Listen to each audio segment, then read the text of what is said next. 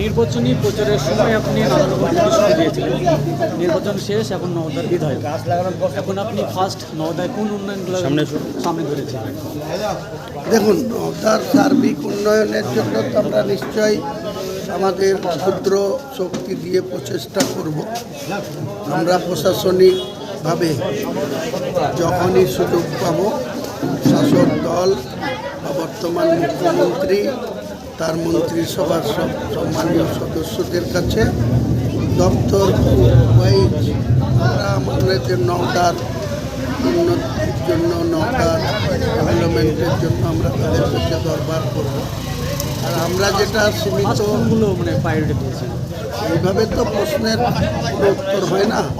যেখানে বেশি জরুরি রাস্তাঘাট, পানীয় জল বা স্বাস্থ্য ব্যবস্থা, যেটা যেটা মানুষের অতি প্রয়োজন, সেই ব্যাপারে কোন কোন হাসপাতালগুলো এখন গুরুত্ব দিচ্ছেন, যে কোনগুলো বলে ভালো? হসপিটাল, এখানে তো গঙ্গাধারী হসপিটাল হয়েছে, সেটা খুব তাড়াতাড়ি উদ্বোধন হবে। এছাড়াও যেখানে যেখানে মানুষের স্বাস্থ্য পরিষেবার দরকার হবে, প্রাথমিক সেন্টারগুলোকে আরও সক্রিয় করা, সেখানে ডাক্তার দেওয়া, সেখানে আউটডোর চালু করা, সব কিছুতেই গুরুত্ব দেওয়া হবে। আচ্ছা, আপনি গত প্রসঙ্গে বলেছেন যে আগামী উপনির্বাচনে মমতা ব্যানার্জির প্রতি একটা আহ্বান জানিয়েছেন। তো মমতা ব্যানার্জি আপনাকে তৃণমূল এখন আহ্বান জানায়, তা আপনি কী করবেন, কী ভাবছেন? প্রশ্নই আসে না। মমতা ব্যানার্জিকে আমি আমার দলে আসার জন্য বলি, কাজেই মমতা ব্যানার্জি আমাকে তার দলে যাওয়ার জন্য বললে কোনো প্রশ্নই আসে না। এসব প্রশ্নের কোনো অপ্রাসঙ্গিক প্রশ্নের কোনো উত্তর হয় না। তার প্রতি কি রাজনৈতিক সাবকন্ডার থেকে তাকে আহ্বান জানিয়েছেন? তার দলের যাদেরকে বিশ্বাস করেছিল, বিশ্বস্ত তার সহকর্মীরা তার সঙ্গে বেইমানি করেছে, বিশ্বাসঘাতকতা করেছে, সে ভোটে পরাজিত হলেও তার দল 2,60,00,000 ভোট পেয়েছে তৃণমূল কংগ্রেস। আর বিজেপি যারা সত্তায় এসছে, যারা শাসকে এসছে, তারা 2,93,00,000 ভোট পেয়েছে। অর্থাৎ মাত্র 33 লক্ষ ভোটের ব্যবধান। কিন্তু তৃণমূল কংগ্রেসের নেতৃত্বর প্রতি যেভাবে ভাঙন হয়েছে, বা তারা নির্বাচিত 80 জন বিধায়কের মধ্যে 60 জন বিধায়ক ফার্স্ট টাইম বিধায়ক হওয়া ঋতব্রত, সন্দীপন সাহাদের পাশে দাঁড়িয়েছে, এটাকে বিশ্বাসঘাতকতা, মির্জাফর বা বেইমানি ছাড়া অন্য কোনো ব্যাখ্যা করা যায় না। আপনি একজন রাজনীতিক পাগ্য মানুষ হিসেবে আগামী দিনে পশ্চিমবঙ্গের রাজনীতি কী দেখছেন, কী ঘটতে পারে?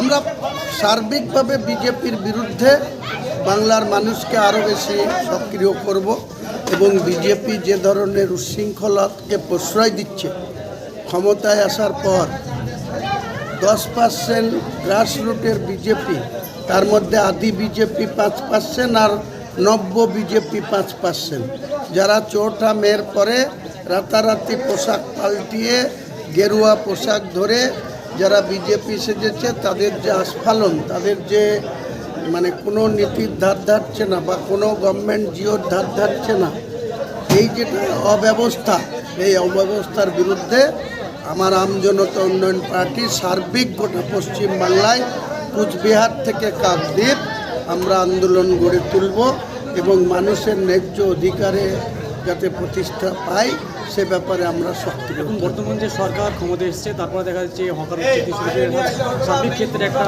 অরাজকতা সৃষ্টি হয়েছে বলে অনেকে অভিযোগ করছেন, আপনি বিষয়টা কীভাবে দেখছেন?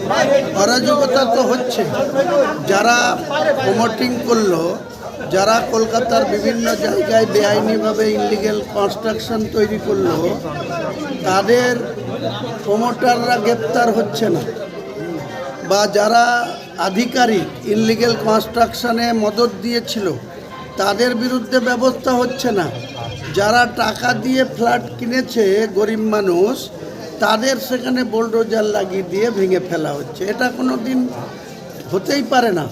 বর্তমান মুখ্যমন্ত্রী তিনি অনেক অভিজ্ঞ, তাও তিনি কেন এসব করছেন, প্রশ্রয় দিচ্ছেন, আগামী দিনে তাকেও জবাবদিহি করতে হবে। বললাম তো, বিরোধী ভোট যদি লক্ষ্য করেন, আজকে যারা শাসকে এসছে 46% ভোট পেয়ে, তাহলে বিরুদ্ধে কিন্তু 54% রয়েছে। এটা মনে রাখতে হবে। এই যে টোটাল সিপিএম, কংগ্রেস, আমজনতা উন্নয়ন পার্টি, আইএসএফ এবং তৃণমূল, টোটাল ভোট দেখুন 3 কোটির উপর, আর তারা ভোট পেয়েছে 2,93,00,000। তারা যদি মনে করে থাকে যে আমরা হাতির 5 পা দেখেছি, তাহলে আগামী দিনে মানুষ যখন দেয়ালে পিঠ থেকে যাবে, কোনো পার্টি দেখবে না, মানুষ একতাবদ্ধ হবে এবং বিজেপির এই শুরুতেই যে উচ্ছৃঙ্খলতা বা অত্যাচার বা মানুষকে নির্বিচারে মানুষের পেটে লাথি মারা, হকার উচ্ছেদ থেকে শুরু করে যে কোনো বিষয়ে তার বিরুদ্ধে মানুষ সোচ্চার হবে।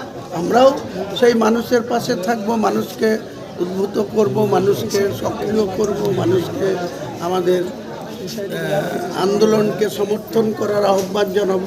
যে আপনার প্রতি অনেকে ভরসা রাখছে যে বিগত দিনে যে এসআইআর নিয়ে ব্যাপক সংখ্যক মানুষ ভোটাধিকার প্রয়োগ থেকে বাতিল হয়েছে, তাদের নিয়ে আপনি কি ভাবছেন? আমাদের নওদা বিধানসভার যারা যারা এখনো দিল্লিতে আছে, তাদেরকে আমাদের সেন্ট্রাল কার্যালয় খুব অতি অবিলম্বে আমরা খুলে দেব, বিধায়ক কার্যালয়। সেখানে আমাদের লোক থাকবে, সেই লোকের কাছে তাদের যাবতীয় ডকুমেন্ট, যেটা নোটিশ পেয়েছিল, হিয়ারিং হয়েছিল বা যা যা তাদের কাছে ডকুমেন্টস আছে আমাদের কাছে জমা দেবে, আমরা এন্ট্রি করব। আমাদের খরচায়, পার্টির খরচায় তাদেরকে ট্রাইব্যুনালে একা একা যেতে হবে না বা কোনো উকিলের পাল্লায় পড়তে হবে না, কারণ উকিলরা এই সুযোগে বিভিন্ন রকমভাবে ফায়দা লোটার চেষ্টা করছে, পাবলিক বিভ্রান্ত আছে। তাদেরকে বলবো যে আমাদের কার্যালয় হবে আমতলায় বা নওদায়, সেখানে আমাদের কার্যালয়ের সঙ্গে যোগাযোগ রাখবেন, জমা করবেন।